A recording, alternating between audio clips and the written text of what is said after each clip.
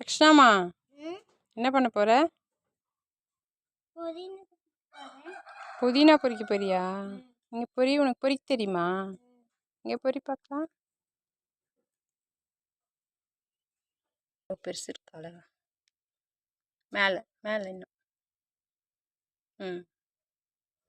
வளைச்சிரு. அவ்வளோதான், போதும் போதுமா.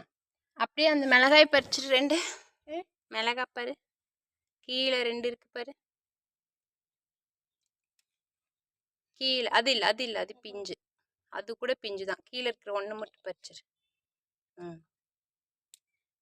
அதுக்குள்ளே போட்டு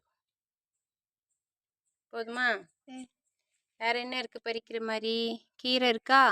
கீரை நாளைக்கு பறிச்சுக்கலாமா? இங்கே பாரு எவ்வளோ கீரை இருக்கு. கீரை எல்லாம் நாளைக்கு பறிச்சுக்கலாம்.